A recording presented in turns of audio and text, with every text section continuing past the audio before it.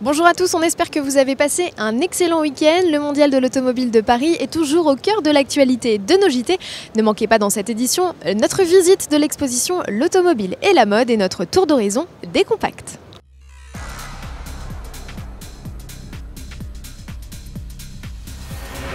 Quand on parle de compact, on fait souvent référence à la Volkswagen Golf. Et pour cause, l'Allemande a décroché en 2013 pour la 5e année consécutive le titre de voiture la plus vendue en Europe. En France, le duel fait rage entre la Renault Mégane, restylée en septembre 2013, et la Peugeot 308. Peugeot 308 d'ailleurs de deuxième génération, qui depuis le mois de février dernier rafle toutes les ventes devant la Mégane et qui se présente ici au Mondial de l'Automobile de Paris dans une inédite version GT que vous présente Mathieu Demeule. Première déclinaison sportive de la compacte, en attendant la version plus radicale baptisée R. La GT se distingue notamment par sa calandre, qui intègre désormais le logo de la marque, et par ses clignotants à affichage dynamique sur le bouclier avant.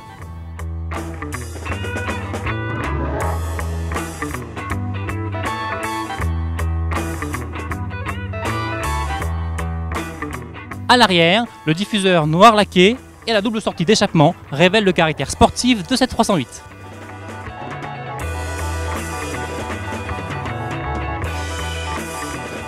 A l'intérieur, la bestialité de la Lionne se remarque aux surpiqûres rouges, aux pédaliers aluminium et au seuil de porte en inox.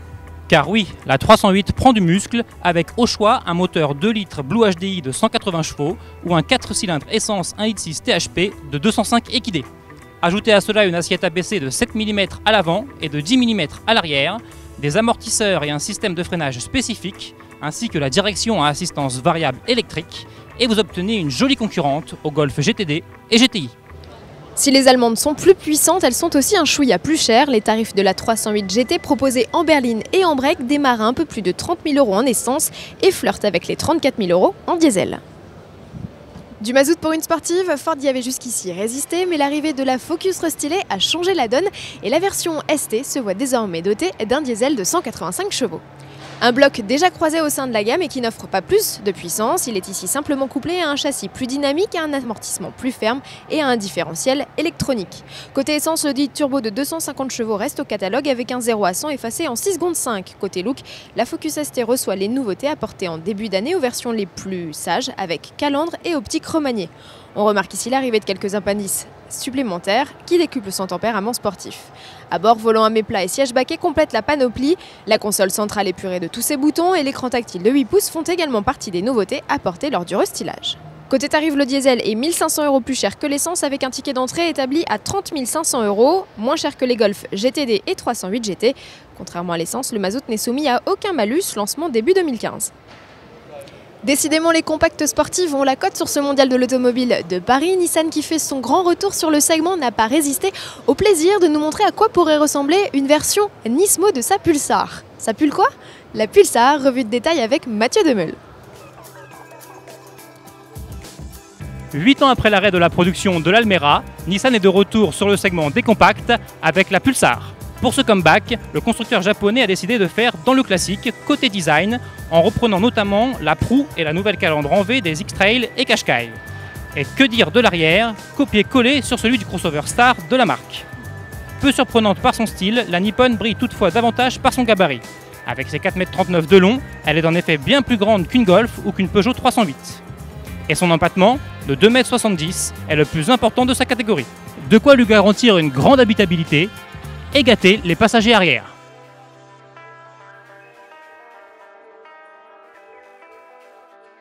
Autre point fort, les équipements qu'elle reprend pour la plupart au Qashqai. On retrouve ainsi pêle-mêle l'alerte de franchissement de ligne, la surveillance des angles morts, le système de freinage automatique d'urgence ou encore le système de navigation Nissan Connect avec vision 360 degrés à 4 caméras. Quant à la gamme de motorisation, elle comprend pour le moment 2 blocs. Le 1,5 litre DCI de 110 chevaux et le 1,2 litre TI GT de 115 équidés. Un autre moteur essence d'une puissance de 190 chevaux est attendu lui pour le début de l'année prochaine. D'ores et déjà disponible en concession, la Nissan Pulsar débute à 18 790 € en essence et 21 290 € en diesel. Alors quid du prix de cette Pulsar à l'ADN de GTR? Eh bien mystère, malgré le fait que nous soyons à bord d'un véhicule très abouti, il ne s'agit encore là que d'un concept. Et n'allez pas non plus demander des détails sur le moteur, Nissan reste à ce sujet muet comme une carpe. En revanche, question look, nous devrions avoir sous les yeux la carrosserie d'une hypothétique version Nismo de série, avec ses ailes élargies, ses jupes, ses doubles sorties d'échappement et ses jantes 19 pouces. Et en parlant de carrosserie bodybuildée, Mister Univers a fait un passage éclair au Mondial de l'Automobile de Paris. Je veux bien sûr parler d'Arnold Schwarzenegger. À l'occasion du sommet mondial des régions pour le climat, l'ex-gouverneur de Californie a notamment fait étape sur le stand Toyota en compagnie de Nicolas Hulot, où il a pris place à bord du curieux engin à 3 roues, l'I-Road. Terminons cette édition du JT par une visite de l'exposition L'Automobile et la mode, une remontée dans le temps qui vous est proposée par Maël Pilvin. Loin des tumultes des grands halls où les constructeurs exposent leurs dernières nouveautés, le hall 8 du Mondial de l'Automobile vous invite à un voyage dans le temps, une rétrospective qui choisit pour cette édition 2014 de mettre en parallèle deux univers bien distincts et pourtant très proches, l'automobile et la mode. Parmi les 50 modèles exposés, nous en avons sélectionné une dizaine parmi les plus marquants de l'exposition. À commencer par cette Panhard Elevator de 1897, l'une des plus vieilles automobiles au monde. C'est la belle époque, les robes se libèrent de la crinoline et l'automobile devient un objet de mode pour les élites sociales. Ce prototype voisin C28 Aérosport de 1935, tout simplement incroyable avec son intérieur en cuir Hermès, marque lui l'âge d'or des carrossiers durant les années folles. Les Jaguar XK120 et autres Mercedes 300 SL marqueront-elles les années 50, l'une par son élégance typiquement britannique, l'autre par ses porte-papillons qui restent mythiques. Dès les années 60 souffle un vent de liberté avec la naissance du prêt-à-porter, les voitures se font plus abordables et l'automobile cible enfin la femme, en témoigne cette Renault 4 parisienne. Puis viendront les années 70 et son mouvement hippie, un idéal de liberté auquel répond par exemple la Citroën Méhari et son concept de plein air. Faisons un bond jusqu'en 1984 avec cette incroyable Volvo 240 Turbo Break, un modèle choisi pour illustrer le savoir-faire de la maison Hermès. Jean-Louis Dumas, son président, fera recouvrir l'habitacle de cuir et en fera sa voiture personnelle. Entre une Mazda MX-5, petit roadster sexy, et le concept Avantime qui tentera de réinventer le monospace, les années 1990 font le grand écart.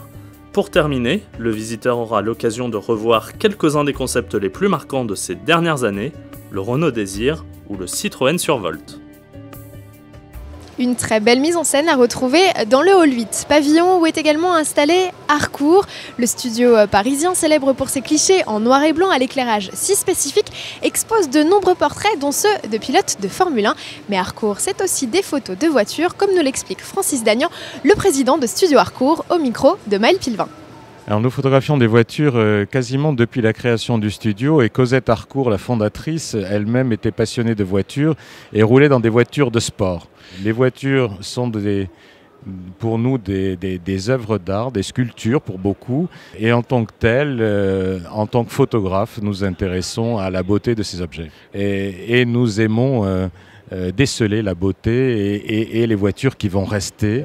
Notre clientèle est aussi composée de grands collectionneurs de voitures pour lesquels nous photographions leurs dernières acquisitions pour en garder un souvenir et une exposition.